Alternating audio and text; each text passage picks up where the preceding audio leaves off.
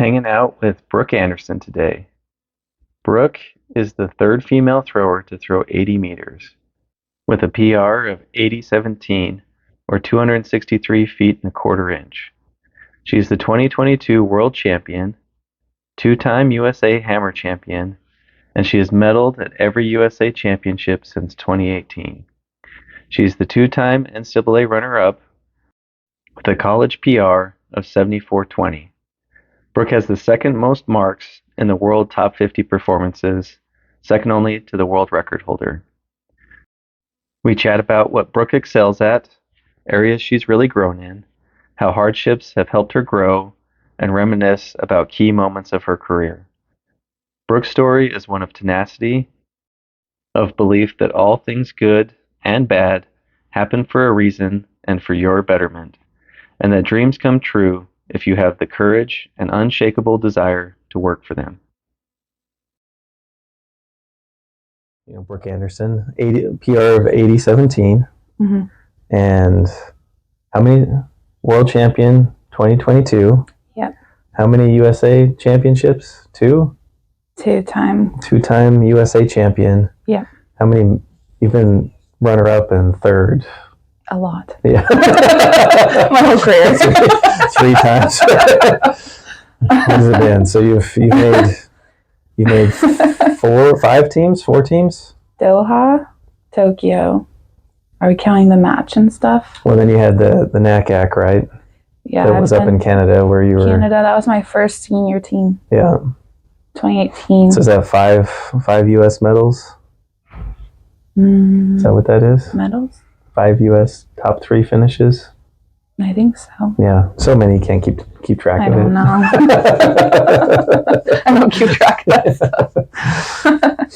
But yeah. So, and then to me, the other stat, which is cool, which I only stumbled upon because of World Athletics, is they rank the most dominant performers of all time. And Anita Wildarczyk is number 1 of world record and number of top 50 performances.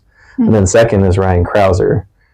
And so you talk like Krauser's broken every world record, or broken the world record multiple times, been the most consistent over 22, and he still isn't quite on Anita's level as far as top performers in world athletics. Yeah. And then you are the only person who has kind of split Anita up. You have the most number of 78 meter plus throws instances, second only to Anita, which is a pretty cool stat. Even though, you're third best PR, but you've had a very consistent high 78 type of throws, especially last year. So yeah. So consistency is up there more so than. I did not know that. I'm like, you're gonna see in the video. Like I'm sitting here like, oh yeah, that's like, really good, don't I? Yeah, last year I was good at hitting high 78s. Yeah, for sure. So then that's the thing I'd say first is what is your secret? What makes you so good, so consistent? Like, what things would you say you do very well compared to other hammer throwers that you've experienced? Well, I guess I can't really judge other hammer throwers because I don't know. A lot of people are very secretive. But I feel like I'm really good at feeling the ball, feeling how to move the ball, and myself at times. But that's not good. But yeah, I have just a natural feeling on how and where I am in the ring. I feel like I'm very spatially aware too throughout the whole throw, from start to finish. Like I can usually tell where I am in the ring. From talking to other throwers, a lot of them don't seem like they're that aware of that. They kind of black out halfway through. But I think it's a really good thing that I am I guess special at, that I can do that throughout the whole throw, because then that allows me to make changes, turn to turn or push to push, and just allow me to bounce things off of you better, and then we can adapt the throw better, throw to throw, which is also something I feel like I'm good at, is I can take something from one throw and it'll be better within the next couple. So I feel like that makes me a lot. Yeah, no, it sounds obvious, but I won't say you just do what you're told, but Kind you, of. yeah, exactly.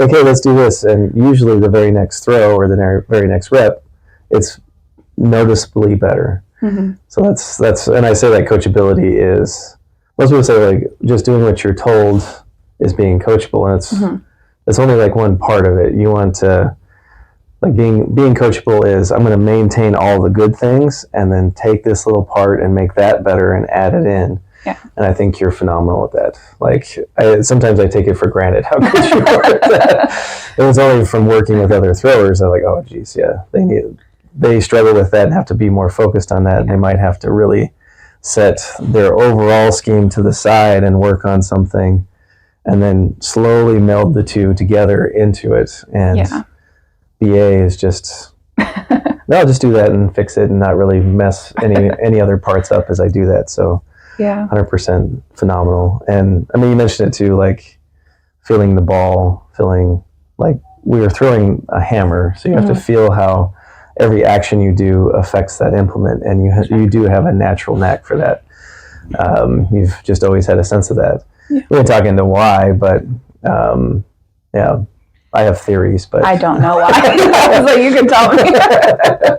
You know, I have theories. Like your strength levels weren't super high at first, but you're also very powerful. So you have like a sense of, okay, well, if I do anything, it has to make this ball move. Whereas a lot of people are so strong in their body, they feel how their body moves, and then they don't really feel how the ball moves in that. But you just have a knack for that. You have a sense of everything I'm doing is here to accelerate this implement.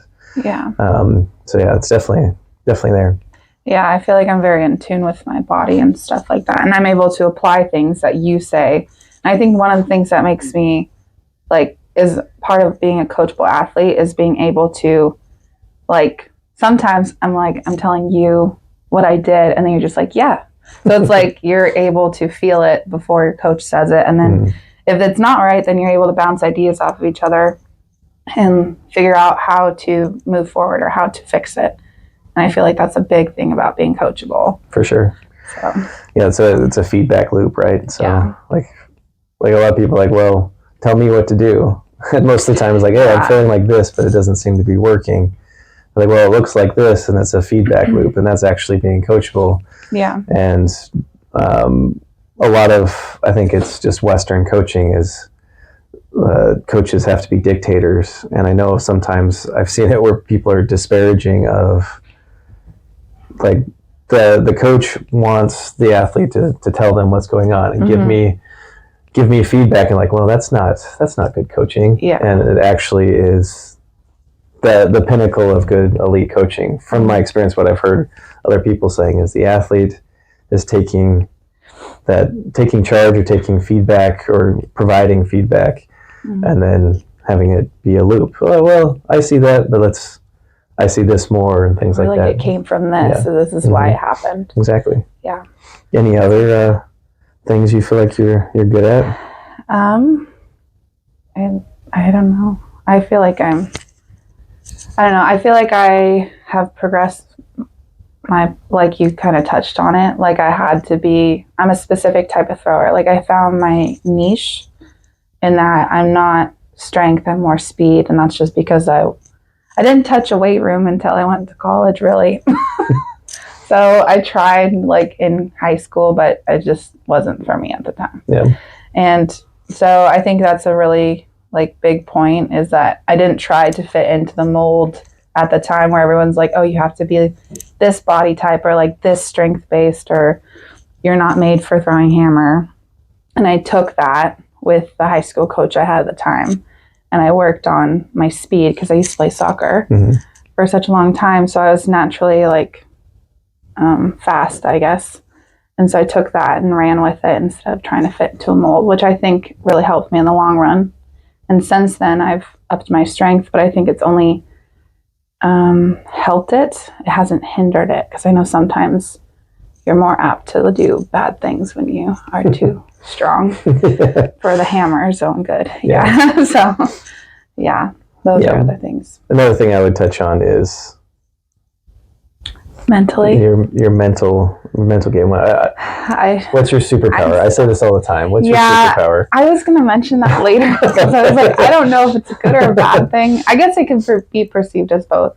I'm very hard on myself in the fact that Ott is my happy person and I'm more the critical one. He balances me out. But I'm very like hard on myself to the point where I'm like, okay, like it might have been like an 80 meter, like my 80 meter throw. Like it was good. It was 80 meters. Mm-hmm. And I was just like not happy with it at all. I didn't progress in the circle. So I was immediately like, what the heck? I have more. So, and then you're like, well, you just threw 80.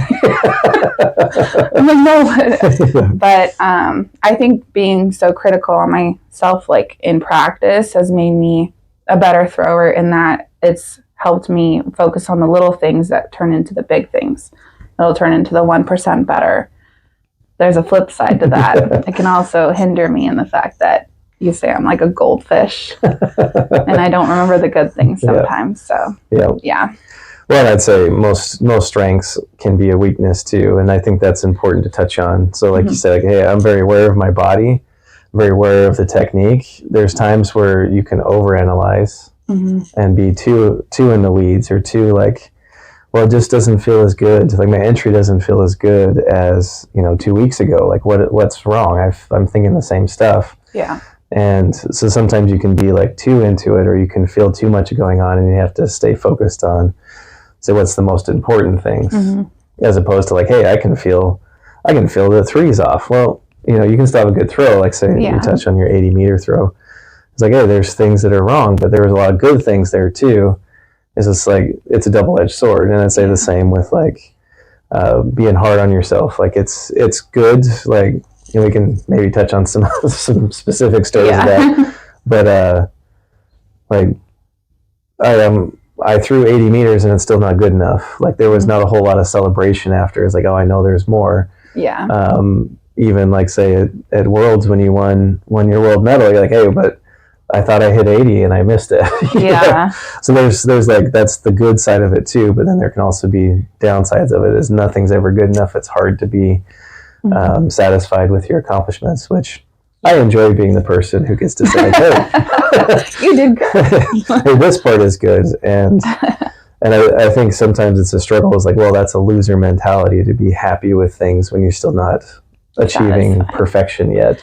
Yeah. So it's good to balance. Any strength also has a good side and a bad side, Yeah. Being, say, a weaker thrower has benefits in some ways technically, but then obviously it'd be nice to just be able to grip and rip a little bit and get some results. So there's always going to be pros and cons, but that's, what you're doing works very well, obviously. So you take a step back and actually think about it like, hey, this is working very well. So, but good. Yeah. Anything else you would? I'm naturally good at?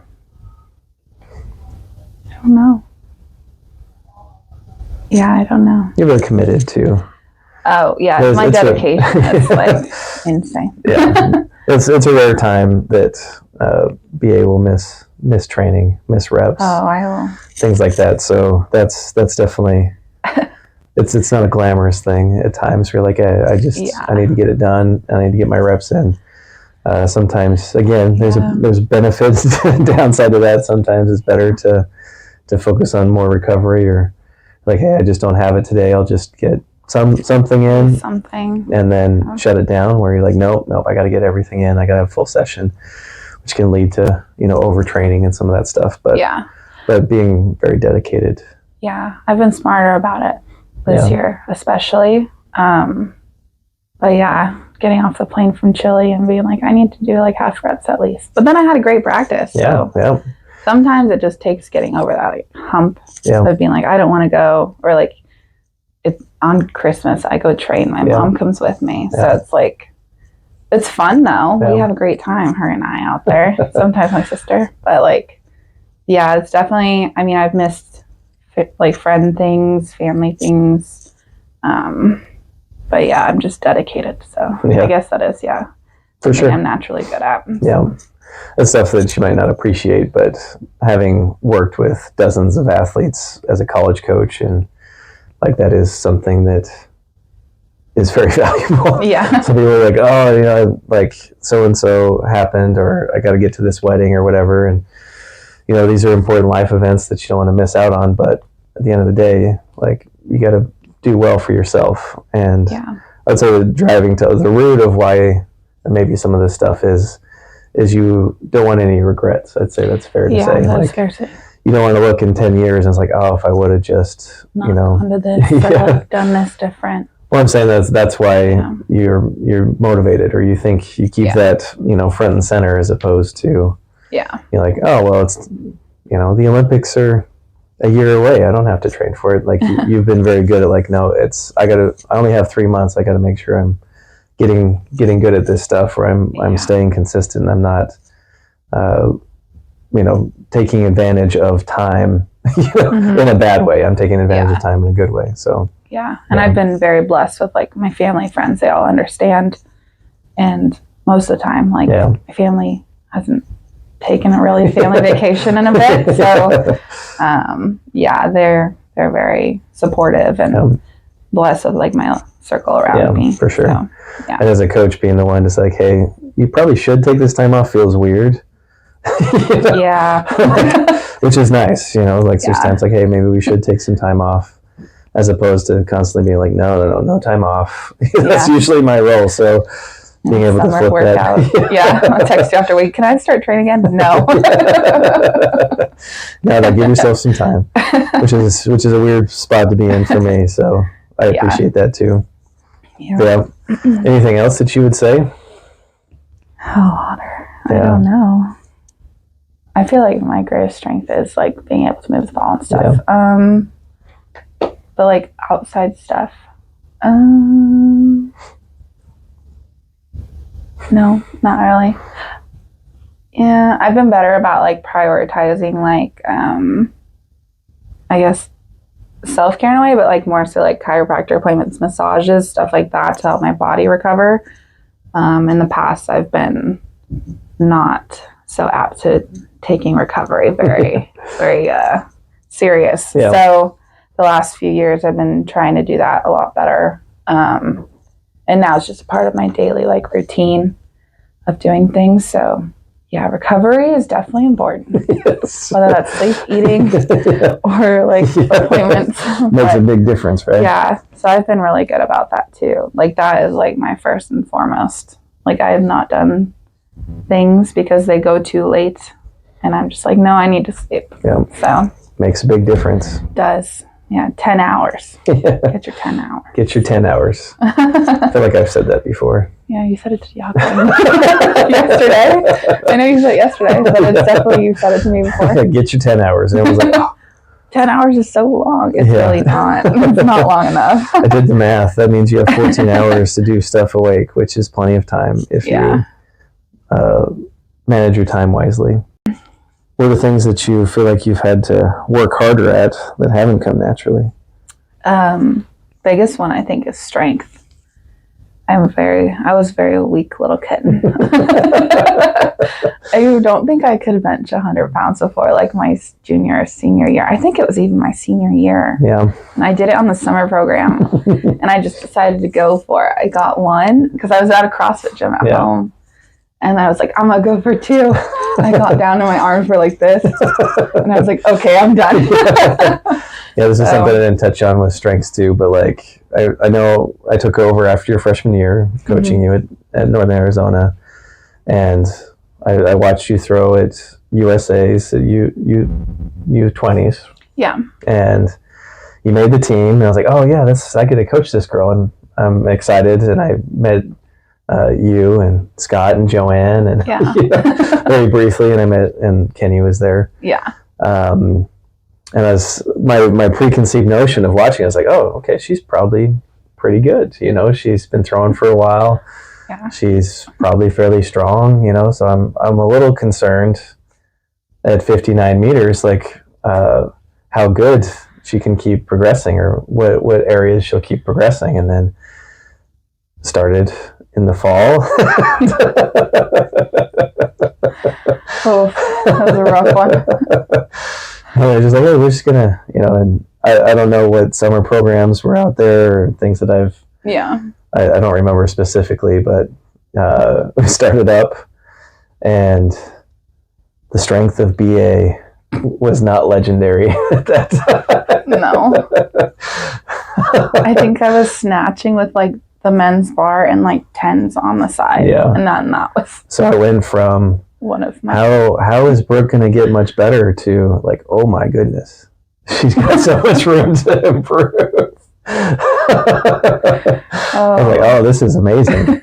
and then it flipped from like, oh, I don't know. We'll see because back then 60 meters was so good. Yeah. Like now 60 meters are like, yeah, everybody can do that. But back then they're like, oh, she's through 59 as a freshman. She's really good. And it flipped from I don't know how much better she'll get to, oh my goodness. Yeah. How did she do this? How did she throw 59? This is still like mind-boggling. And then, getting to coach you technically, it made more sense. But like your awareness and your coachability was very high from inception, from the first time I started coaching you. But yeah, so strength is an area you've drastically improved on. One of Ott's favorite stories is the TRX bands. TRX band pull-ups he had us do. After bench, it was like, well, not pull-ups, but it was rows. TRX band rows. It was after bench, and I was just dead. And my arms are shaking, and there's just a tears just straight out. Yeah. Under in the Sky Dome weight room at NAU, it was kind of like a dungeon feel, but we had the TRX bands, and I'll never forget monitoring that program, and we're hanging on to the TRX bands, tears. My arms hurt so bad. I was like, this is a back exercise. Oh my god. My arms hurt so bad. Okay, well, do your best. To your credit, you didn't give up. No, I didn't. Yeah, it was very enlightening to the future. So, and I remember very shortly thereafter, I was like, oh, Brooke's going to throw 70 meters. Like, it's going to happen. Like, she's going to be a national champion, It's like, we just got to keep her on the straight and narrow here. So, yeah. But yeah, you've definitely, so what advice do you have on somebody who's, maybe not super strong, or that's not a strength? Like, how do you develop strength? Like, what's the best way for you? Just try to push yourself as much as you can in the weight room within reason. Don't like go up like 45 pounds or whatever in a lift, but just every week I would just try to add on 5 pounds. If I failed, I failed, but at least I'm building that strength to get to the next level.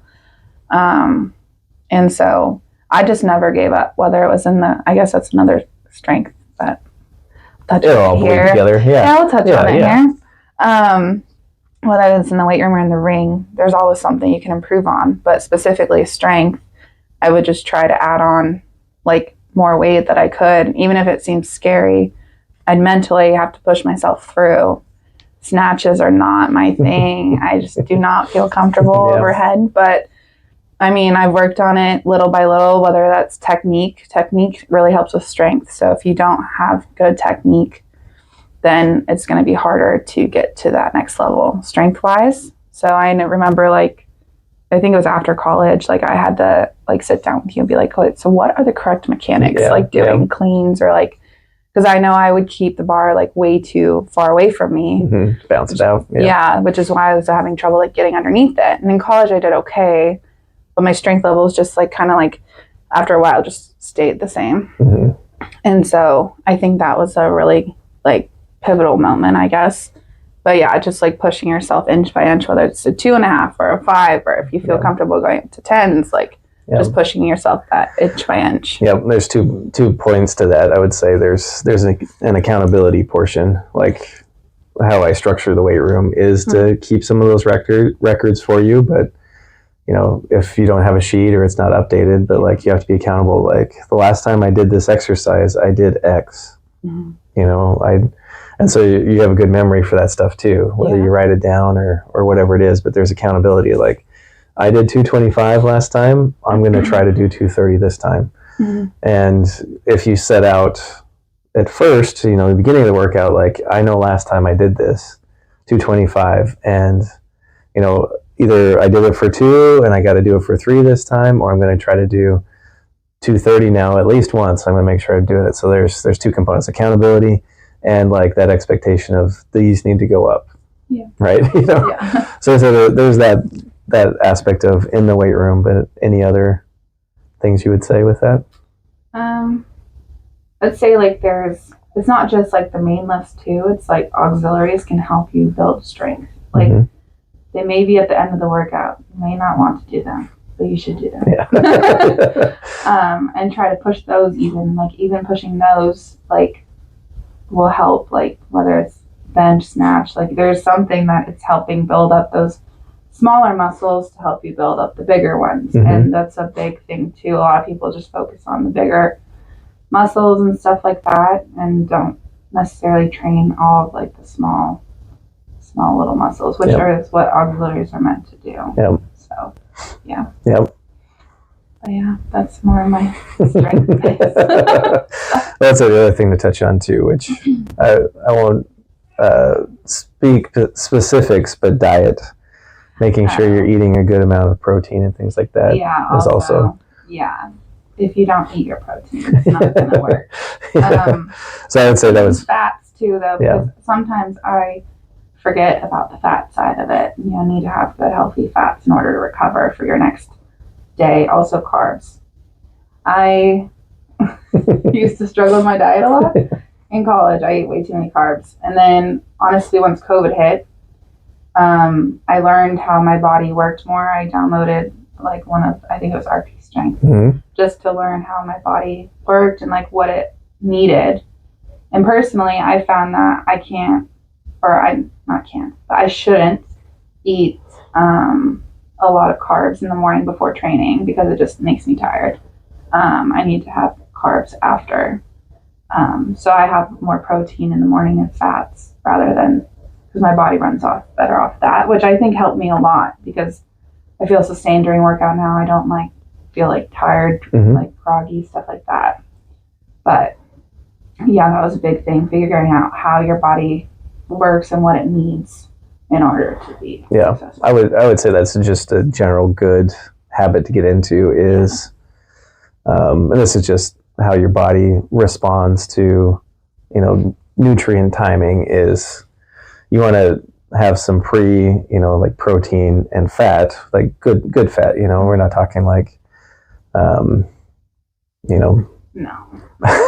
like, yeah. But I mean, like you have good fats and good protein. And then once you're done training, because we use a lot of glycogen in lifting and throwing, that's when you eat your carbs, and then your body absorbs it into your muscles as glycogen as opposed to another system. So that's just like, we know enough about nutrition and science to say, okay, can we just structure our diet that way? Yeah. But making sure you eat enough protein. And I don't know what year it was when you went to Albuquerque for indoors for the weight, and they did the intro, and it's still on my Instagram, but that was like, I think it was after your redshirt year. It was maybe like your 4th year. We went to Albuquerque, and your quads, like, we're just big. I was like, oh, okay.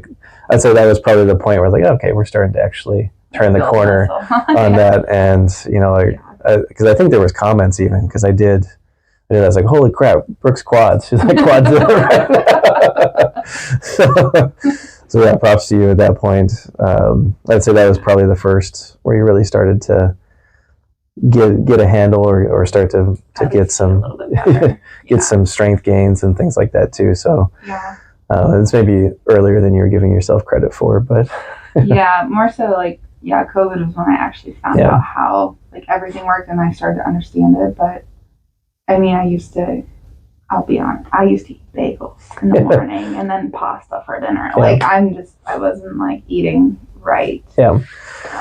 Well, in your defense too, there's another college aspect. Like you're on the go and stuff like that. But I mean, as much as you can, get protein, good fats, and also carbs. Yeah, what I was going to say too is a lot of the athletic world or like the distance world is like, hey, pasta's good. You know, like you want to eat pasta, like, and it kind of permeates, which is just different sport needs than our needs. So I think sometimes, I know I fell victim to that in college. I was trying to do healthy diet stuff, but it was normal person or, you know, like people who are more running and active aerobic type of activities, not for my sport. Whereas it should be powerlifting style. Like that's some kind of pseudo powerlifting, bodybuilding to an extent. But you know, we want to eat like that as opposed to, you know, what a distance runner might really benefit from. Yeah. Which they still need protein, but not to the same level that a thrower does. So, is there any other things that you feel like you've improved on a lot, or things that you've worked hard that didn't come naturally? Well, we kind of touched on it, but my mentality has been a lot better since even college. I know, like, it's not been the best, but it's improved. Definitely, like, starting to learn how to be, like, more positive and also not have a mind of a goldfish when it comes to good things, like whether that's in practice or not. I mean, sometimes the other day it happened, but it's a balance, right? You gotta be a goldfish about bad things, but then who I don't know who has a great memory, but you know, remember these good parts and the good things that you're doing, and then forget the bad things. Yeah, and kind of tailor your mindset of, or your memory of that. And I think sometimes you focus a lot on, hey, well, what if I do bad at this scenario, or what if that's there, and you fixate on those instead of, you know, let's approach the good things of, well, yeah, but what about throwing a PR at the World Championships? You know what I mean? Like, think about those things and think about the good things that we're trying to approach, as opposed to avoiding the bad things. And ideally, you do some mix of both. Everything is balanced. Yeah, everything is balanced, but I feel like, I've been trying to be better about that, because I used to also, a thing that I don't also do good on is I tend to focus on people around me and not focus on what I'm doing. And then I like start to internalize that and be like, okay, well then I have to get that much better because they're getting better. Even though I'm not giving myself credit for what I'm doing good. Like, I'm just looking at their stuff and being like, oh, well, they do this week. And it's like, okay, well, I have to like be better than that next week. And it's like, okay, you don't actually have to. You can give yourself a break. And like, I found the more you give yourself a break in the sense of like, hey, don't compare yourself to that person, it lets off stress, pressure, and then your body and your mind and everything physical are able to do what you actually have been doing or like have wanted to do in a meet, and you're just like more carefree and like not stressed out, so you're more relaxed. So in the past I've been bad about like focusing on other people when I should just be focusing on myself, because no thrower is the same. Everyone is different. Everyone has different paths on how to get there, and everyone has different success times. Like, someone can PR one week and maybe it's not your week the next week, but who knows, maybe it's your week like 2 months from now. Yeah. Well, that's what I'd say, touch on to elaborate more, because what you're saying is good. Like, you want to pay attention to your competition and use it as motivation, but you don't want it to break you. Not overanalyze. And it's easy. Yeah, it's easy to say like, well, they're so much better than me, or they're gonna develop more. It's like that. You can use that as a good motivator. So I know, again, this is all balance, right? So you want to be competing, and this is something I would touch on maybe later, but you've been fortunate enough to have good competitors that help elevate you. Like, you've had, you know, even from the Big Sky Conference level to the national NCAA level to now the professional level, you've had people that are close to you. And I know, like, when it comes to winning medals or being first place, it'd be easy if it was just, you know, no competition. You could just win by 6 meters and not even sweat it.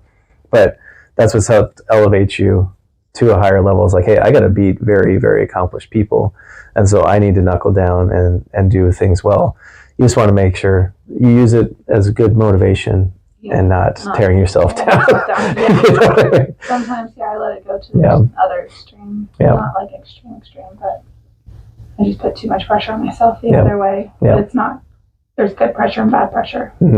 and that turns into bad pressure. Yeah. If you start overanalyzing it. Yeah, I think a good term is positive pressure and negative pressure. Yeah.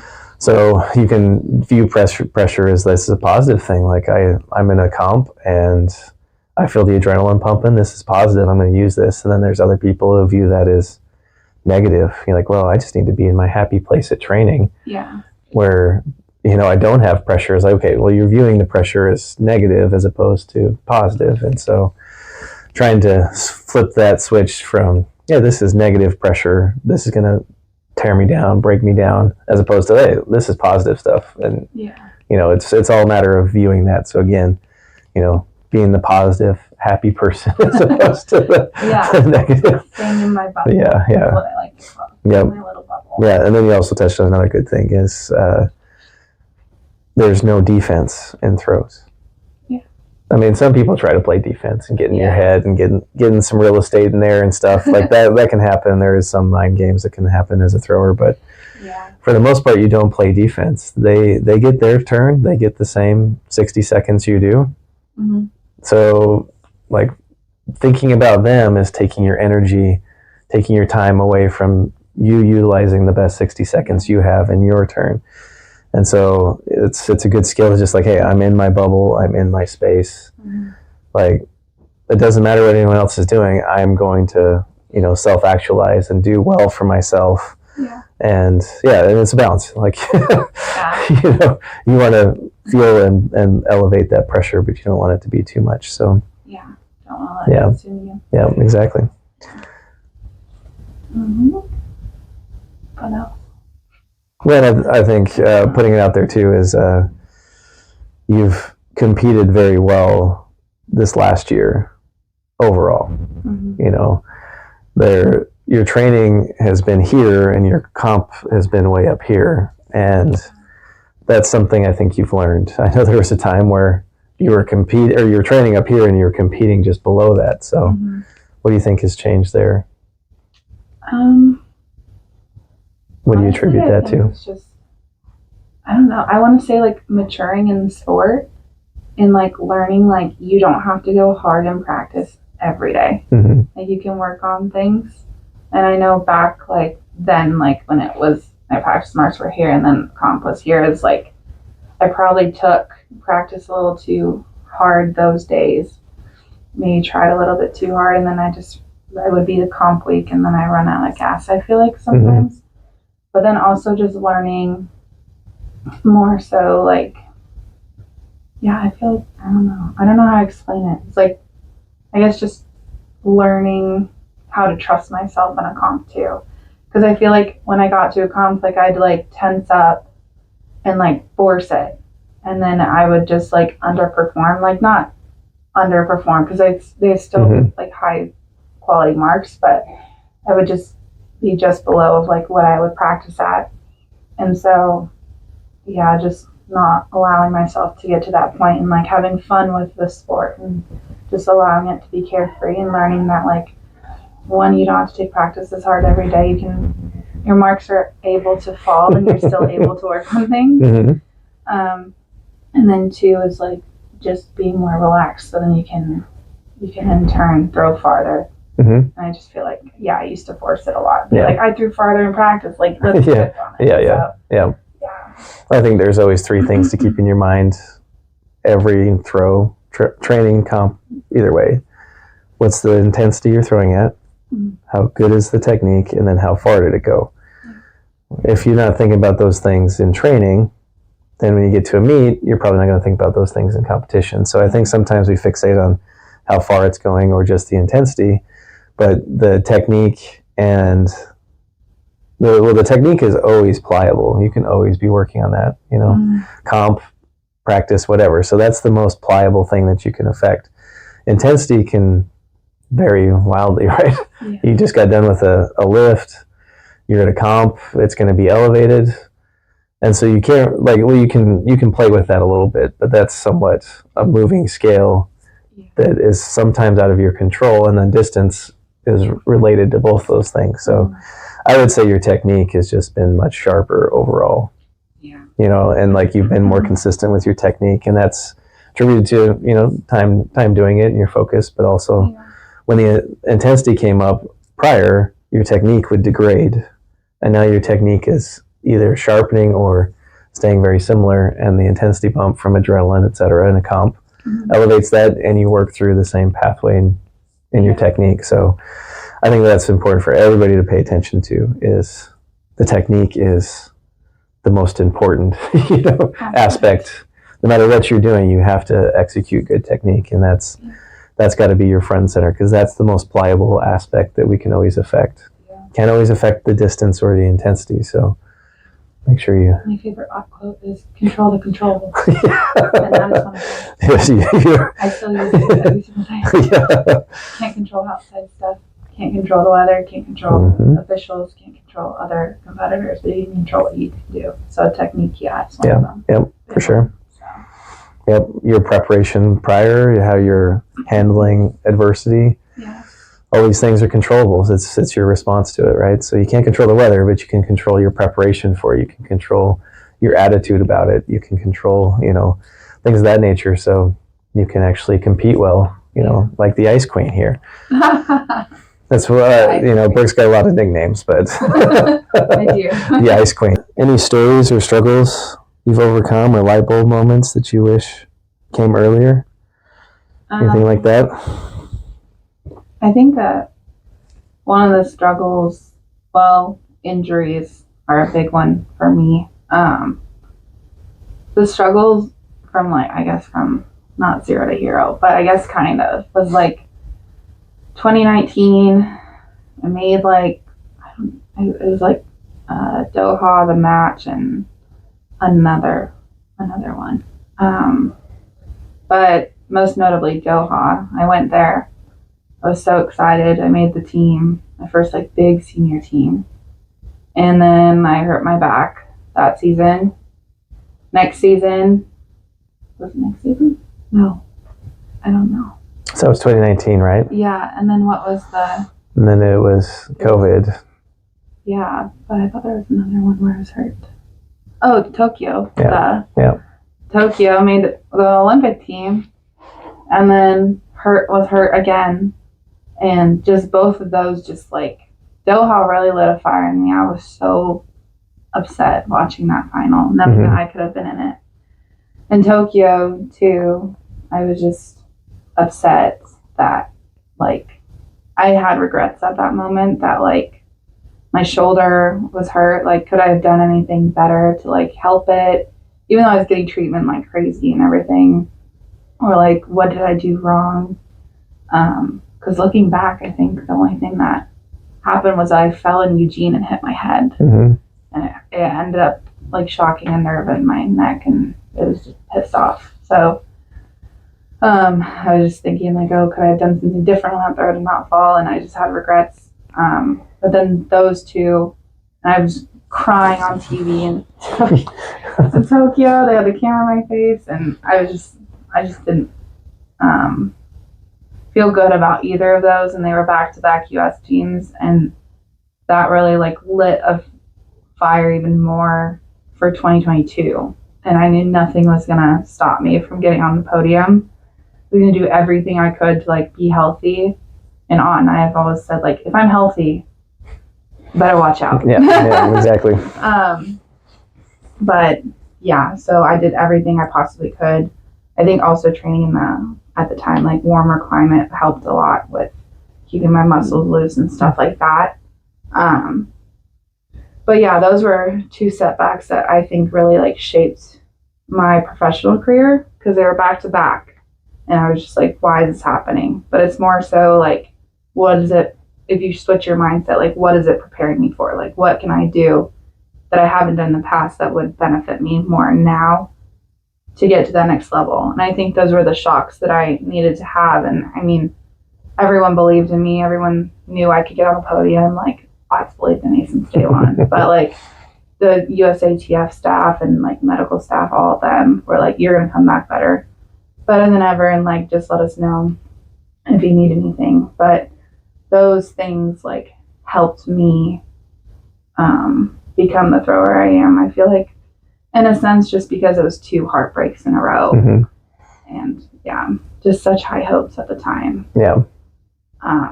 But then, I mean, that made me focus more on my diet, and that made me focus more on my recovery and like how much sleep I was getting and like all that kind of stuff. Being more intentional than ever with training, making sure I wasn't pushing my body over the limit to ensure that I can minimize injury, things like that. So that was a big one. As of late, my struggle with world championships. That couple with Santiago or back to back again. So I had times of feeling like, I'm just gonna say, like, should I give up, or like, should I, like what am I doing wrong? Because I don't feel. I went to Santiago. I felt better. Like I felt like we were on things technically better. Cried, let myself cry it out. You got 24 hours to feel all your feelings, then you got to get back to it. 48 hours, 48 hours. And then, so I did all that, and then I knew I wasn't going to give up, but you know, you have those like, initial thoughts. I'm not a person to give up. Even in practice, if I mess up a throw on my last one, it happened 2 weeks ago. I was like, I'm done. And then I came back in the ring, I was like, oh, you're done. I'm not a quitter. I'm not. But, yeah, so now it's just made me more like laser focused, and I feel like everything essentially does happen for a reason. My mom tells me that all the time, even when I don't want to hear it. But everything does happen for a reason, whether it's to shift your focus to things that you haven't maybe necessarily thought of before. Like for me, I'm like taking like to the chiropractor, massage, like all that stuff religiously, whereas in the past, like I'd go sparingly. Maybe not the chiropractor, but like the massage place. But also like taking my diet more seriously, and making sure I meal prep, making sure I'm eating what I need to, 10 hours of sleep every night, no exceptions. But also a lot of people don't realize like water, electrolytes. You do not drink enough water, your body will not be able to perform. But then that also causes your muscles to get really tight. Things get out of place. Your ligaments feel wonky. Yeah. Everything. Yeah. So it's very important. I think the setbacks have made me realize and appreciate things more so than ever. They hurt like heck in the moment. Yeah. Championships was on my birthday, people. That was the worst birthday of my life. Yeah, and I know a lot of people want to dance around it, but because for fear of reopening the wounds and stuff. But you heard it here. Failures. Yeah. Right. Failures are you learn more from failure. Mm-hmm. You change more from failures. Don't be afraid to fail. Like Brooke's at a high stage. She was at the world stage, and some of her failures are common knowledge. So it makes it tough because everybody around there, but we're all drastically failing at most everything that we do. Don't be afraid of failing. That's how you learn. That's how you grow. That's how you be motivated to be better. So I touched on this a little bit, but like how you've responded to setbacks. Like you're not alone here. Like I saw, I think it was, I don't want to misquote it, but you know, I want to say it was Allison Felix, but just talking about all the failures in her life and what an amazing career from everyone on the outside. Yeah. But people are going to say that about you, you know. But you're sitting here talking about like, hey, I failed at this, I failed at this, I failed at this, and that's what really motivates you. That's what really teaches you to learn. I was going to back up too. Is like, what do you attribute some of the injuries to? You came back around to it, but it sounds like it's recovery. Yeah, it is habits. Recovery. I was about to say, like back then, 2019, 2021, it's just, I was not recovering well. I wasn't getting enough sleep. I was also, for me, I was working a part-time job. Mm-hmm. When I moved to Kansas, I was working 60 hours a week. Yeah. Did not have a single off day. So between Chipotle and GNC and training, it's like 80-hour weeks. Yeah. So I was just putting my body through way too much. And I know, like, it's not glamorous being a professional athlete sometimes. Like, I'm blessed now more than ever, like, with the sponsors in my sport team. I love them to death. But, like, back then, it was hard, like having, okay, I'd have to go to practice by like 9 a.m. to like 2 p.m. and then I'd go home and shower, have lunch, go to work by 3:30. I'd close at Chipotle until sometimes one time it was 3 a.m. I'd have to wake up at 9 and do it all over again. And so I was not putting myself in great situations to perform well. And it eventually just took a toll on my body, and I wasn't recovering well because there's only such a window you can have for treatment between like an hour and a half. So, but yeah, looking back, that's like something, I mean, I don't regret it because it's part of my story. I just wish I would have managed my time a little differently, looking back at it. But it is a lot of recovery stuff. I wasn't eating well, like eating the right things. I was eating, but like not the right things. So yeah, it's mostly recovery things that the little things that people don't think about. So. Yeah, and I would say you touched on it too, coupling with you were throwing in a very high intensity almost every day, as much as you possibly could. And while that's valuable, it can also take another toll on you. So it's like knowing, okay, I need to work technically, and then I can add some intensity. And if I'm not feeling 100%, I don't have to force it trying to get result out. But again, it's balance. You don't want to sit back too hard or sit back too much and just like, I'm tired today. So you always want to play with that and make sure you're pushing it. So you also mentioned the fall, like you've taken a couple of bad falls as a hammer thrower. So, and you've had some, little like fender benders and things like that have set you back. This is like just life, things can happen. So, but I think being mindful of, hey, things happen.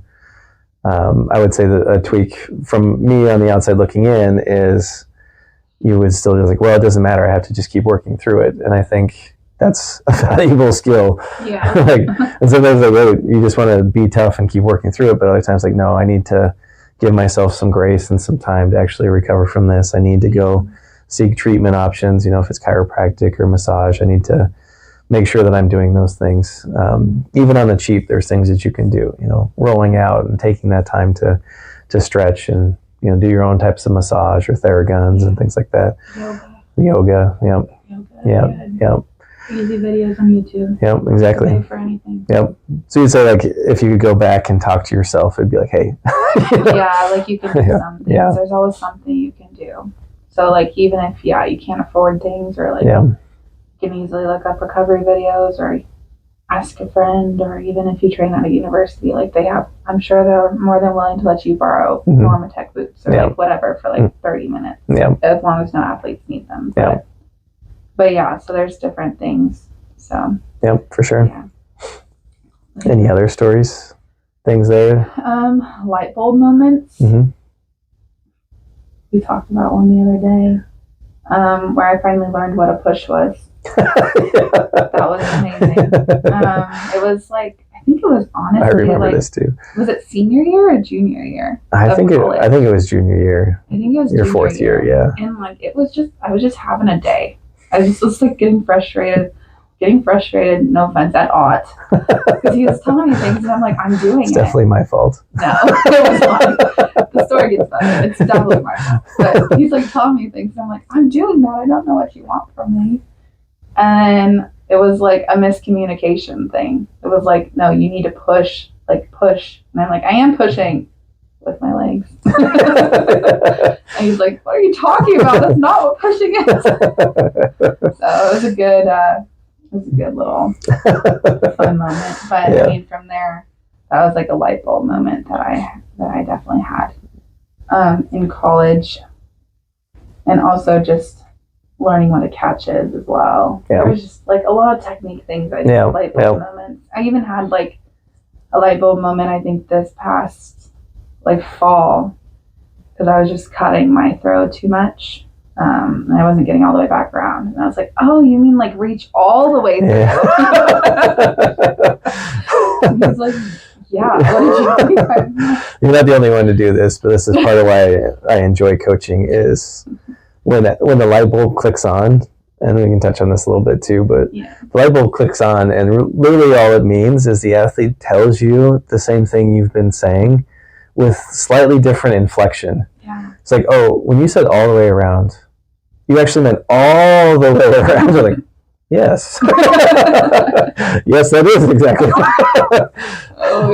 I didn't say partially around, but it's just, it's the inflection that matters. So you actually get the light bulb and the understanding, and it clicks on. So, or like there's just different, like I know like sometimes you'll use like different terms to say something, but I have to find like my own term that clicks with my body.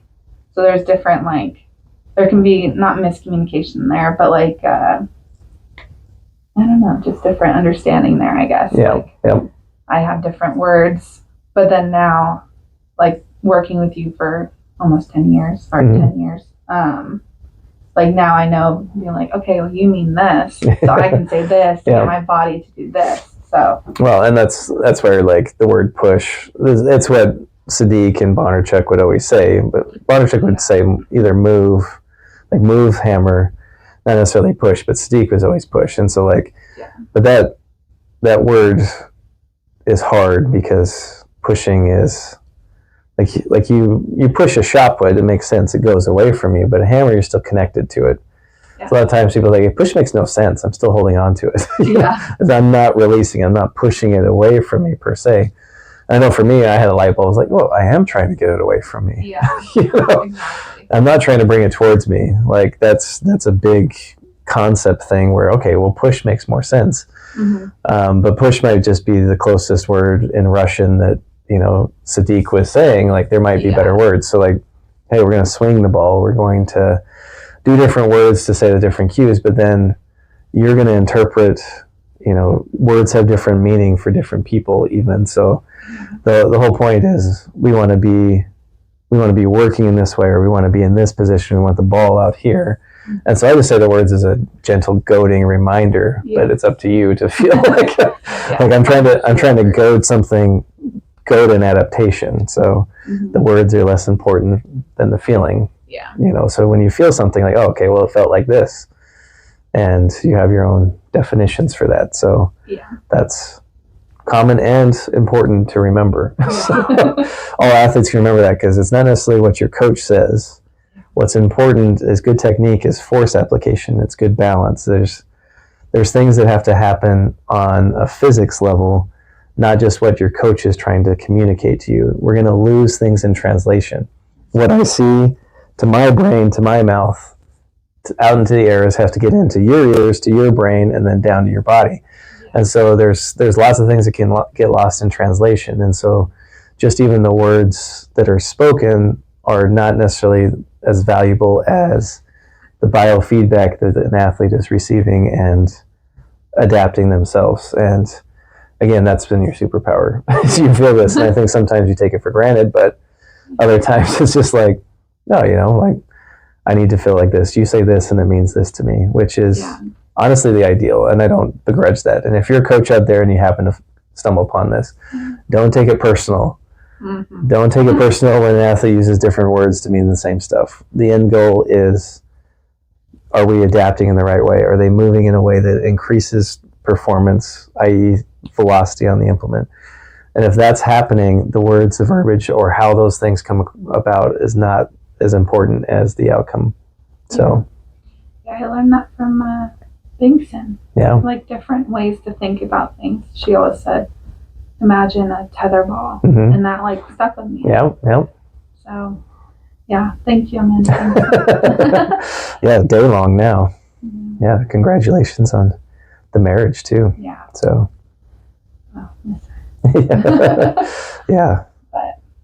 but so she actually was like, oh, you can think of it this way, and then I was like, I can think about like different things this way to make my body do it.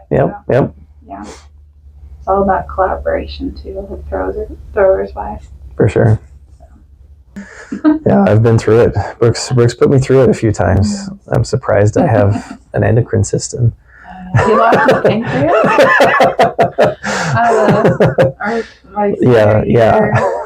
NCAA regionals, because I had 2 fouls, and the third one, I just counted 1, 2, 3, 4. I didn't hear Antoinette, and I was like, out the back. Stuff of legend.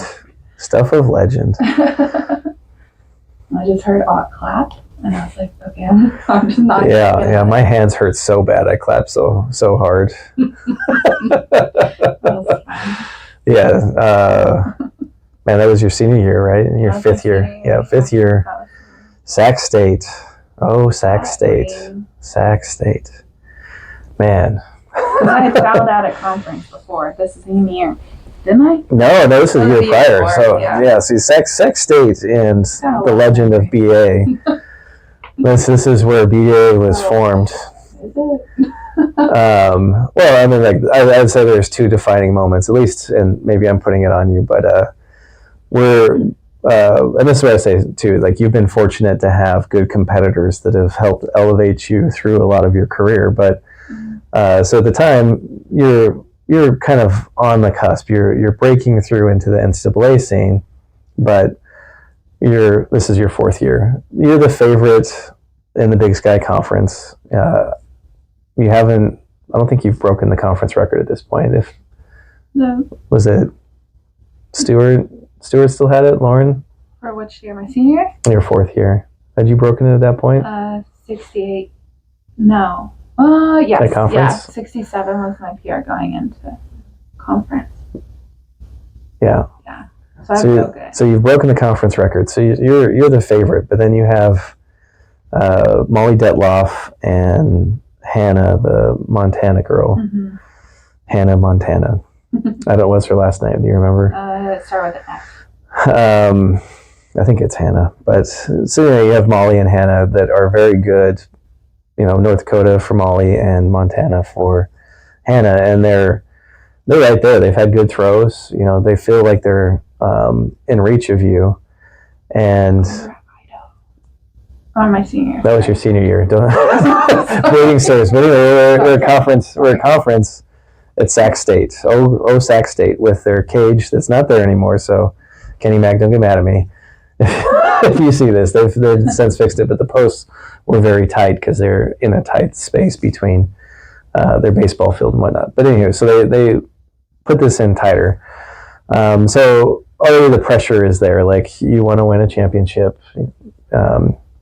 You've won Big Sky prior, but this is just Brooke and her superpower of being worried and not wanting to lose that. But flash forward, you foul out.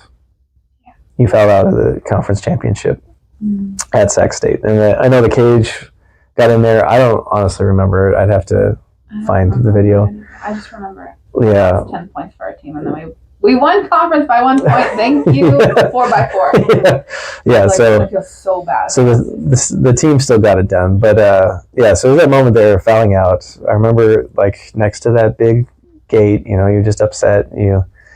I don't know who ended up winning, if it was Hannah or Molly, but so you fouled out, and but you still have regionals, you have nationals.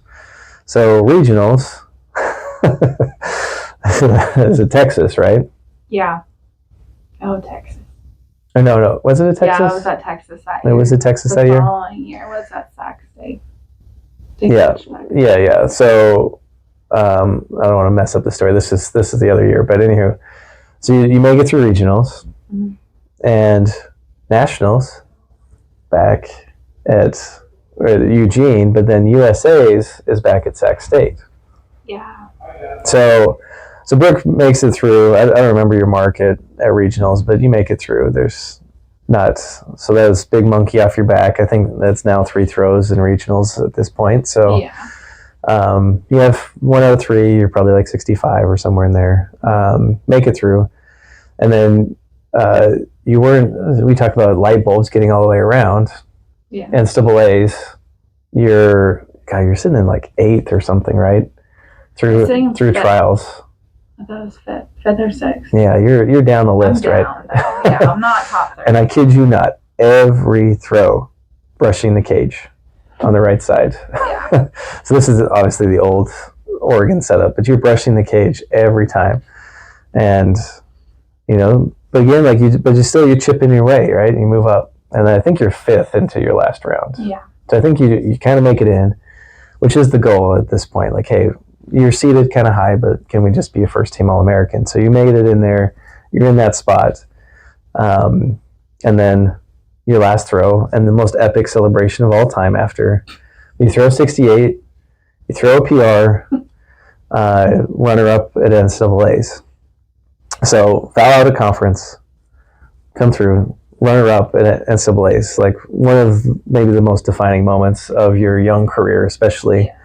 You threw 68, and you lose to Maggie Ewan, who at the 72 meters. And then we go, so like it's big celebrations. Everything's gravy now, right? So we don't even remember conference at this point. No. We go to USA's, back to Sac State, the scene of the crime, probably at the time your worst nightmare thing happened at the time. And then you throw like 65-ish again. Yeah. You make it through. You didn't make the final. So one spot out. So you were 9th or 10th. Did they take 8 or 9? I don't remember. I don't know. And then you watch Maggie Ewan throw 70. I think she threw 74. She threw 74 at the time, was it? Yeah, I think so. Or maybe 72 again. Yeah. So Maggie was up there, but then makes the team. Yeah. Makes the team. And a normal person would still be happy on the year. So you went back to Sac State. You threw well there. You made it through. You had a good throw still, but then you saw Maggie is like, I'm getting left behind. I need to go compete with this person. Yeah. And I'm going to work that much harder. And spoiler alert, flash forward, you went through 74 the next year.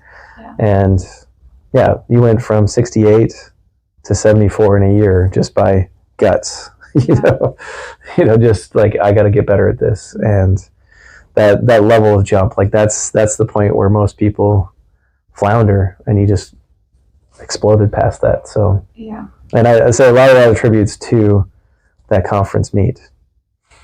Yeah. Never let it feel that way. So anywho, I would say that's a story like, hey, your failures, as long as you don't let them take you down too far and count yourself out, that's what elevates you. Yeah. That's not just you. I think that's everybody. But use them as motivation. Yeah. Yeah. Instead of letting you deter you from your goal. Yeah. Yeah. So, yeah, fun time. Pancreas still works. Oh yeah. Flash forward another year. Sac State is hosting regionals, and one of the most infamous competitions of all time, because you and Maggie both had 2 fouls. Like, yeah, you're talking about the 1 and 2. Yeah, Maggie's the collegiate record holder. Brooke's number 2 all time, and they're only separated by this much. So you have the 2 best NCAA throwers at the time. And I would say even pre-COVID. So, we've some, not to take away from anything, but those 74 meters for 2 people in the same time is phenomenal. And we'll see now post-COVID era if we can ever see that again. But the 2 of you there drew a big crowd. Like, hey, these are some of the 2 best. It was a big big crowd, all excited to watch, Maggie and Brooke throw. Because you also had, Janae was in that comp. One and done though. She threw like 68. Yeah, she was good. And then Molly Detloff was also up there, 68 meter PRs, All-American there. But there was somebody else who was also struggling with fouls. But whoever it is, but like, so the whole comp just, yeah. Everybody's like, oh no. Yeah. So anybody who's there can look it up. Maggie fouls out. Mm-hmm. So she was a thrower before me. Right side, left side, right side, I believe. And she was 2 throwers. No, because there's somebody in between you. I thought the first, maybe I'm wrong. I thought there was someone, and then they passed their last one. Yeah, it could be. Yeah, there's somebody in between you. It was just me and Maggie. And so, yeah, it didn't register, but in a lot of ways, we were like... Yeah. So my pancreas exploded. That's like, if you ever are at Sac State, my pancreas lives on pieces. It's so Yeah. It's right there behind the hammer. I like to think it has a life of its own. Living underneath the stands there somewhere. Yeah, but happy story there for sure. But yeah, and then I don't know. Been to Sac State since, maybe, have we? I don't know. I don't think so. No, because I moved it to Des Moines. Yeah. So I went there for a couple of years. Yeah. Yeah, I think that might be the last time we've been. Yeah. Yeah, good times. Yeah. So anywho. That's a fun story. Yeah. Yeah. Oh. Any happier stories? I mean, that was a good happy ending, but for like light bulb moments or like struggle moments. Yeah, just anything you'd want to share. I guess. Well, a good kind of struggle. Talk about perseverance was actually at World Championships. Yeah. I was freaking out like 2 days before it even happened. Not like freaking out, but just like a little bit of anxiety. And I got my bib. And it was different color than everyone else's. And I asked what that meant. And it said, well, you're the world lead, so you have a different color. And I just felt all the pressure. Yeah. The expectations were setting in there. Expectations. Aunt and I had to go for a walk. And so then I think that was before it even started, actually. Yeah. And then qualifying happened. Qualifying went well. Was one and done? Yeah, one and done. Yep. One and done, which was like, hallelujah, best day ever, because I don't think I've ever done that before. Because even in Tokyo, I think I took 2. Because my first one hit the cage on the left side. Yep. If you're looking out the right side. But, and then going into the finals, I was like, okay, like kind of like pressures like died down a little bit. Like my anxiety levels have like kind of chilled out. Mine didn't. Yeah. Pancreas. I try to keep it calm and cool, but yeah. He plays that very well. Usually I'm like, you can, whatever emotion I'm feeling, usually you can just see it on my face. But like the first one, first throw, I was like, okay, that's in. Like I got one in. And then I just started struggling. I couldn't feel it. I was pulling it. I was pulling it off of it. And I was just, I thought I hit one, my third one, and it was 72. And I told Otto and over, I was like, I thought that one was better. He goes, no, you're not feeling the ball. You're not catching it at all. I'm gonna back up real quick before you go. Both warm-ups were fouls. Yeah, my warm-ups were horrible. Yeah, two warm-ups at the world stage. Both went into the cage. Yep. If you're looking out on the right side. Yep. Both hit the cage. Didn't even make it out. Yep. So both hit the cage, and then your first throw was 74 high, right? Yeah. 74, 80 something. And then I think I fouled. And then you fouled your second. 72. And then and you're like, I hit it on this. Like, and you come over, you're like, what happened? No, you have to feel it. I was like, no. Yeah. See your catch. See, like that's, yep. And so I was just like determined. I was like, okay, I got to do this and this then to do that. And like the fourth one. You're sitting in third now. Yeah, I was sitting in third. So I went from first down to third. Yep. Or second down to third because I think Janae passed me on her second throw. And then I went down to third. And then Cameron. And I was like, this is not happening. Yep, then Cameron.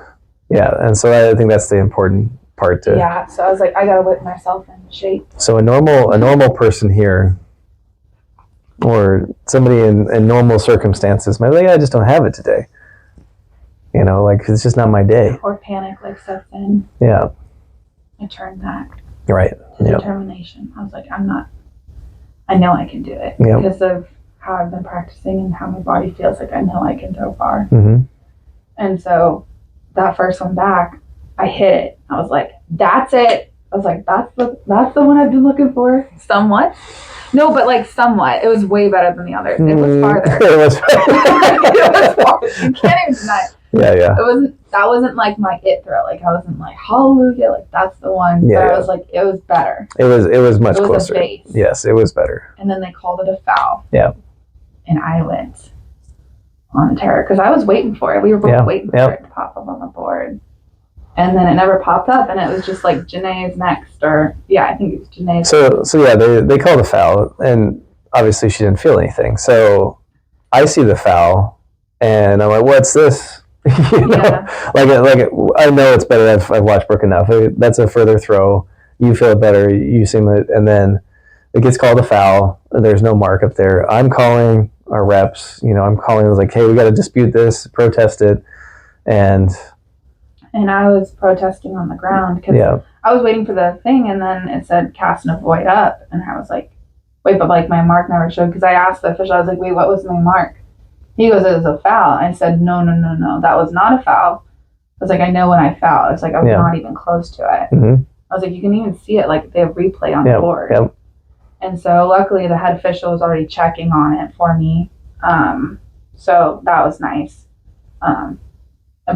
And then it came back not a foul, and I was like, okay, well then put it up on the board. I was like not leaving that table until I was like, you do this right now. I was like, this is for a medal. Like, he's like, I can't put it up on the board. I was like, if it's a legal throw, it needs to be up on that board. Yeah.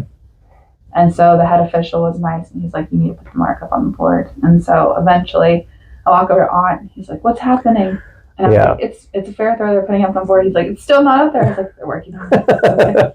Well, you walk up, and I'm like... I was frustrated, though. Yeah, you walk up, you're like... And you said, too, it's like, I'm good. I got this. Yeah. And you're like, well, I'm still... You're like, wait, what? You're like, it was 77, but I got this. And it was like 77-20 or whatever. Yeah. I got this. Yeah. And then... halfway through the next round, it pops up. Yeah. And then Brooke's in the lead. Okay. Yeah.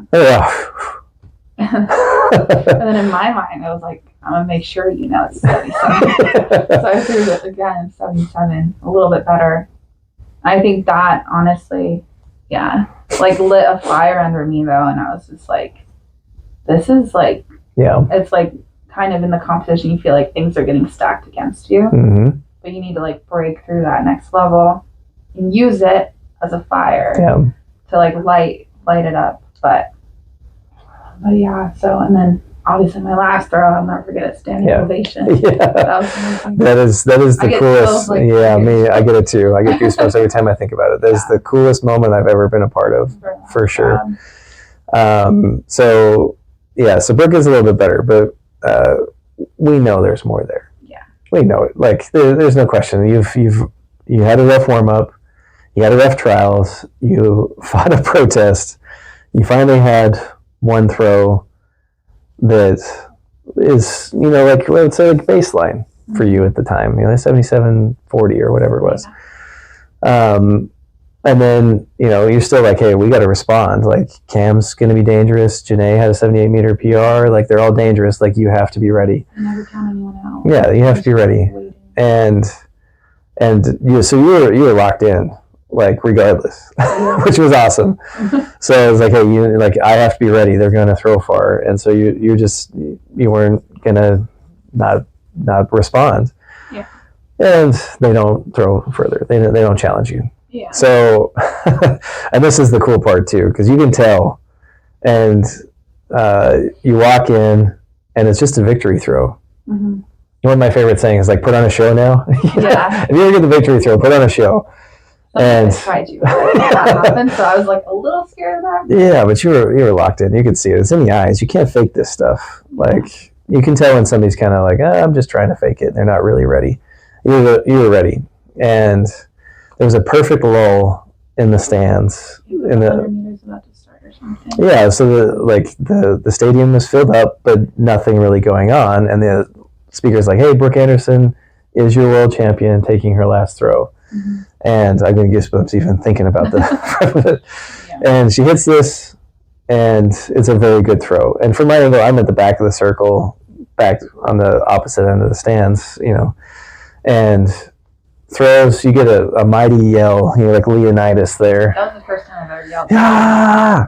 And I was like, what are you talking They're like, oh yes, and the crowd just already like, yeah, because you know you liked it. Yeah. And then it hits, and the handle hits the 80-meter vinyl line. Like you see the line pop, and the crowd erupts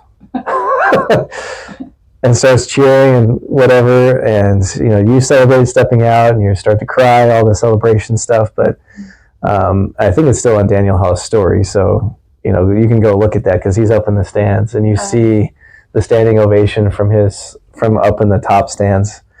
And everybody just freaking out and excited. The standing ovation for a hammer thrower in the U.S. It's amazing.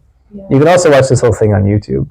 I don't know if you know this, but no, I've watched the whole concert. Yeah. It's amazing. I make a little cameo in it too, so if you know, you can watch all the hammer throw stuff. But if you really want something cool, you can see my bushy beard. You can see what's the guy? The stress. There you go. Oh yeah, the stress, the aging that occurred. But no, amazing story for sure. Like a highlight. It's hard to match that type of stuff again. Other than about, like, setbacks. Yeah. And overcoming them so fast, like being able to trust yourself and believe in yourself and all of those things. Whether there are setbacks in that moment or like before, they all help you believe in yourself in high intensity moments like that. So. Yes, and then the only throw that matters. What's the only throw that matters? The next one. Oh. The next one. The only throw that matters is the next one, because if you did bad, like just think about the next one. That's the only one that matters. Yeah. You got to be a goldfish in that regard too. If you have some setbacks, like the breadth of your training has been 8 years in the making at that point. Like the next throw is the one that matters, and you got to keep building on that. The next one is the most important, and that's where these cool moments happen, because even though you're going to have a lot of hardship, things aren't always going to go your way. The next one is the most important. So if I haven't touched that one, maybe that's another one for posterity. Keep that. The one that matters is the next one, and just give yourself the best chance to make the next one better. Any words of advice? Any things you would want to bestow upon the little freshmen of the world who might be joining a program under me, or 20 years from now, somebody who still wants to be like Brooke Andersen? Hopefully there's a lot of nuggets of wisdom through all this, but so like the biggest one is that I was not heavily recruited out of high school. I got some offers from like D3 schools and then one other D1 school besides Northern Arizona, but before that Northern Arizona was recruiting me, then they kind of stopped, and so it wasn't. I would. Yeah. But they kind of no stopped. offense to you, but your marks don't scream like third best all time. No, they didn't. So I wasn't heavily recruited. So I kind of reached back out and recruited NAU, but only like I guess after. So let me back up. My shot put PR from high school is 32 feet. Not great. My discus PR from high school was 122. Also not great. And then I did throw hammer outside of high school. They don't offer it in high school for us. So my PR in a meet with that was 54. But yeah, so I used that to kind of recruit back NAU. And I signed at NAU for $1,000. Didn't even cover my books. And I did have a better offer, slightly better offer from UC Santa Barbara at the time. But I thought I would grow better as an athlete and better as a person under someone who threw further at the time, rather than going to a program where I would be the best on the team and maybe not grow athletically as much. Nothing against the coach. The coach is a great person. But yeah, I just thought I would grow better as an athlete and have someone to push me and something to strive for under, at the time, the person on the team that was better than me was Lauren Stewart. And she was a really great mentor and everything my freshman year. I learned a lot from her. But yeah, so I signed for $1,000 and just worked my way up the ranks. So that goes to show that if you just put in the hard work and if you're dedicated enough, that I was basically a walk-on and I went to where I am today. So it doesn't take a big athletic scholarship for you to have like the college dream that you want. You can work your way up the ranks like me, and just prove yourself that way. And also at that point, I feel like it makes you strive harder to achieve what you want to achieve, because you're not just handed the like, oh yeah, you're like the best on the team, like here's scholarship money. You're like, hey, I need to like prove myself, or I need to like show that I can do what I set out to do. Tiny mic. I think that's a really big point in my career too, is like not many people know that. Like I didn't come from a full scholarship. I was $1,000 and then worked my way up to my last year, my 5th year was the only year I had a full. So if that says anything, you don't need all of that. Like it's great to have it, but necessarily if you're coming in, you don't really have to have everything at once. Another thing I would say is that you have to be dedicated to the point where you can go to practice, you can do all of the things right at practice, but if you're not applying yourself while you're at practice and you're just going to go and be like, hey, I showed up, I put in the work, but you're not actually applying yourself while you're at practice, you're not going to get better. You have to be at practice constantly trying to learn what can I do better to improve my throw? Or, hey, can I do this better? In turn, that makes that better. You have to apply yourself in a way that will help you rather than just being like, yeah, I put in the work. Like, I don't know why I'm not improving. Well, the reason why you might not be improving is that you're not actually applying yourself. You can be going through the motions. It's great that you're there, but if you're not actually applying yourself and working hard at certain things, then it's not going to be as successful and as it's not going to come into fruition as much as you might want it to be. So yeah, applying yourself, and you don't have to be heavily recruited, are two big things. And also, if something I've learned college, we kind of touched on it earlier, is like I paid so much attention to everyone else. But then at times I would lose focus on what I was doing great and right and not celebrating my little wins because I was so focused on everyone else. And I think it's important to give yourself the grace enough to be happy for yourself where you're at in your throwing career. And it's okay to use that as motivation and be like, hey, I'm really happy with like the performance I had this past weekend. But then also like in turn being like, well, use that as motivation. Like, oh, I'm so happy with this, but like if I just did this a little bit better, like I can throw that much farther, and then like work on that.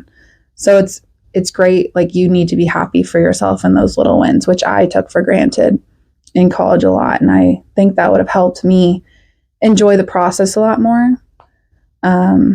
So yeah, those are just 3 things I would learn.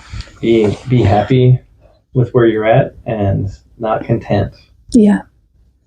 It is possible. It is. Yeah, it is. Be happy and proud of where you're at, but not be content with where you're at, because you want to keep getting better. And there's a balance there for sure. Yeah. I think complacency is the death of any good thrower. Mm-hmm. But you also need to, take some moments, hopefully like today, and you're looking back and appreciating where you're at and how far you've come. Some of the journey to get there. But yeah, I would say the moral of the story, because I was not recruited. I was a beg on. So I begged and begged and begged my coach to let me on the team. I bothered him all the time for clinics, just because I was trying to find anybody who knew anything about throws, and I just worked and worked and worked and worked and build myself up, similar to your story, to actually having my senior year paying some of the bills for me. Mm-hmm. And Yeah, I mean, I that's part of why I love throwing so much is if Yeah. you believe in yourself and you work hard, you can keep getting better. You just have to keep finding the next step, the next thing, and have the courage to make those changes because it is scary to change. Yeah. It's scary to, take that, like, I'm not good enough pill and say, yeah, I'm not good enough at this. I need to get better. And you've done a phenomenal job of finding the next step, Yeah. the next thing to get better at. So, Yeah. But yeah, you don't have to be heavily recruited. Also, doesn't like throwing is nice in the fact that like, yeah, you can be talented and do it, but you also like can just put in hard work and then eventually like it comes to fruition. But you have to be willing to put in the hours, the work, the mindful work. Like I said earlier, you can't just show up to practice, go through the motions, and go home. Like that's not going to make you a better thrower. It's great you showed up, but it's not going to put you to your goals. Can you elaborate more on mindful work? I know you kind of said it before. But. Yeah. Mindful work to me is like applying yourself. So like, are you trying to understand like why you're doing what you're doing? You have to be able to figure out like, if like, hey, like, why am I pulling or why am I doing this and that in my throw and how can I be better? Like if you're not trying to understand and learn from what you're doing every day and how to be better, what can you do to possibly like work on little things or putting in the extra work? Like maybe you need stick drills. Mm-hmm. Stick drills, they're not fun. They do work. But like, it's just like mindful work because then you can break it down. You can break down the throw, be like, okay, well, I did this on 3 or like I did this on 2. So more so like that, you need to make sure you're learning and applying yourself to better yourself every day as a thrower is what mindful work means to me. Yeah. That's it ties back into the weightlifting thing. Yeah. Too. There's accountability there, right? Mm-hmm. You're accountable to where you were the day prior, where you are currently, and then that desire to improve it.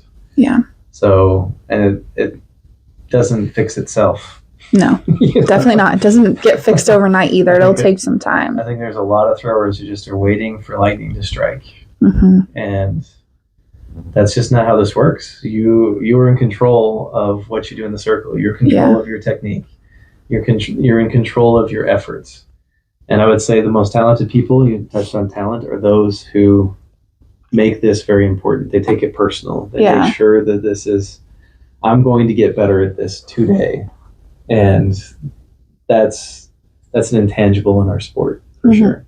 Yeah. So let's say like, mindful is, a great, as mindful as you can be as often as you can is the difference between great throwers and good throwers for sure. Yeah. Yeah. And then, just don't get complacent. Complacency is what kills throwers too. Complacency is the death of a thrower. Yeah. As soon as you get complacent and you think that I have it all figured out or this is all I can do, that's the death. Yeah. So as long as you still feel like there's more to do, there's more to grow, there's more areas to develop, then it's true. Yeah. Keep growing. Yeah. And like we've touched on every single kind of like tidbit so far is that throwing is more all-encompassing. There's different components to it. There's the technique throwing side, lifting side, like strength-based side, recovery side, diet side. So if you feel like you are getting complacent, like, oh, I'm reached my strength like peak, it's like, okay, well, maybe there's a different aspect in those 4 that I've just listed that you can get better at. Like there's different things that there's always something to get better at is I guess what I'm trying to say. So yeah. My last thing, and we'll shut it down. We've been talking for almost 2 hours now, which is awesome. But it always happens when we talk. Which is good. A lot of content. We'll see how much editing I get to do. Oh no. Oops. Last thing you'll touch on. Hey, there we go. The thing that I get with like throwing nowadays is how good it is, and how much you've worked for it, how much you've sacrificed for it. Has it all been worth it? Yeah, it has. I don't think I would take any of it back.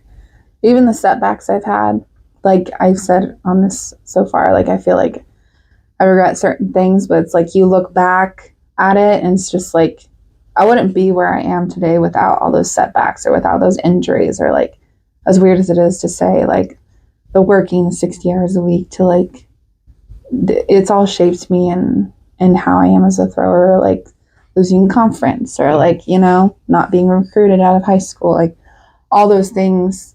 I think my journey would have been a lot different had it not been how it's played out. Mm-hmm. I'm going to boast a little bit about Otter. Oh, I don't think I would be in the situation I am right now if he had not come into NAU. I don't know if I would be an Olympian. I don't know if I would be a professional thrower. I don't know. You know, like everything happens for a reason, and Ott coming into my life happened for a reason at the right time too. Like after my first coach left, I was like, oh, I don't know who's coming in. Maybe I should transfer, because I was like, people are talking about that. So it's like, I didn't know it was a thing. mm-hmm. And my parents were like, no, you should stick it out. Like if you don't like the coach, like after the first year, you can leave. And luckily, like Ott and I, it wasn't the easiest transition considering I was very weak and I just did not want to like buy into it. But once I bought into it, it's been amazing. And 10 years, I mean, I followed you and all the little otters and Mrs. Ott everywhere. Yeah, what a wild journey.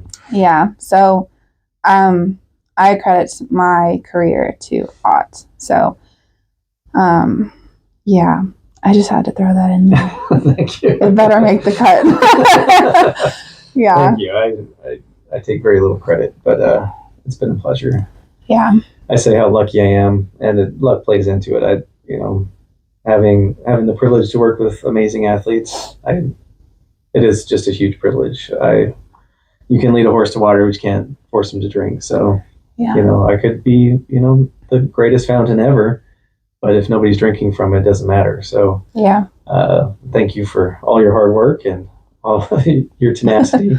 Yeah. And working through everything. It's not always easy. It's not all rainbows and sunshine. Yeah, and thank you for working through everything, because I know it's not always easy. Well, that's what I say too, is I know like a lot of, and I say this, and most people don't really believe it, but if you believe in yourself, you have a dream, you work hard for it, you make no excuses, you always, always, always, always enjoy that. Yeah. Grow from it. You always, so you never regret that. It's always a good thing to bet on yourself and to have those dreams. And so a lot of people will hold themselves back, and they'll say like, it's not worth it to me. And I say that too. It's worth it. Yeah. All the pain, suffering, personal anguish. Because I mean, Brooke's a world champion, but I promise you, even if you don't get those lofty heights, Yeah.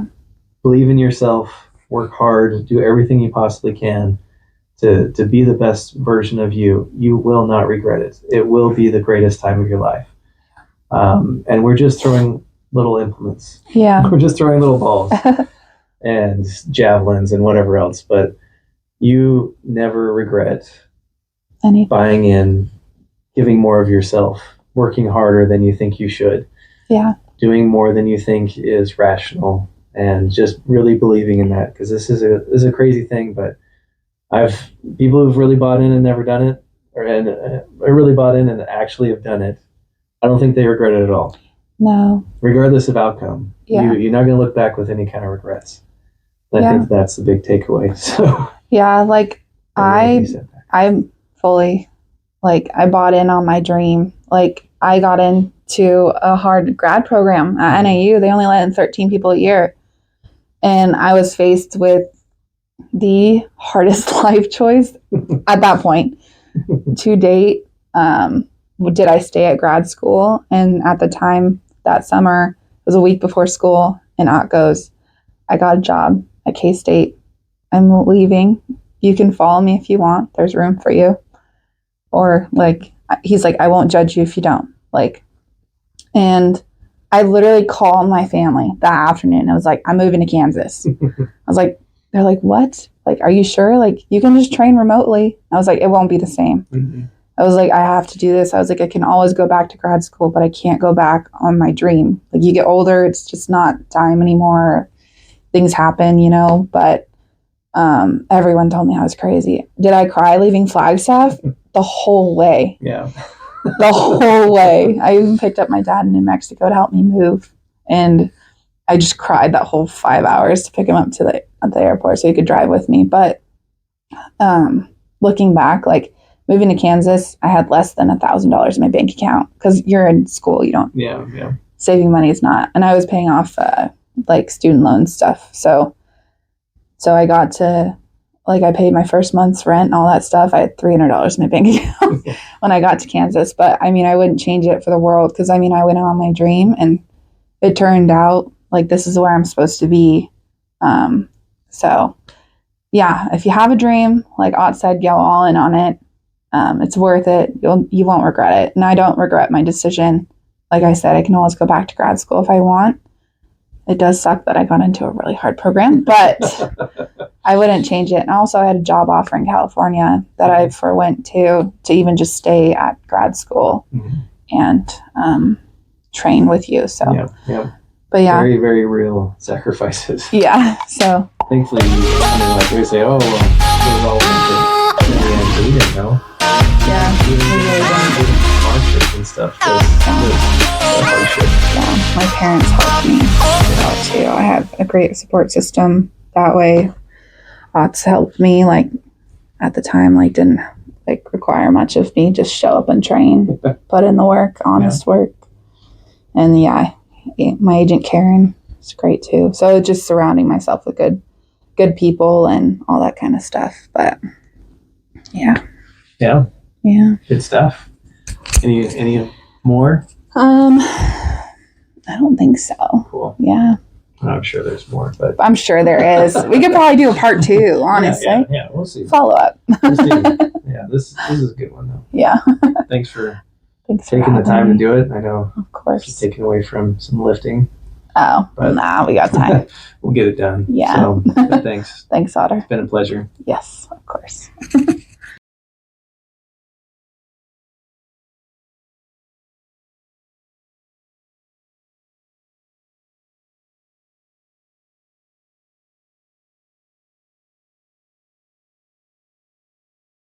That I was not heavily. Oh no.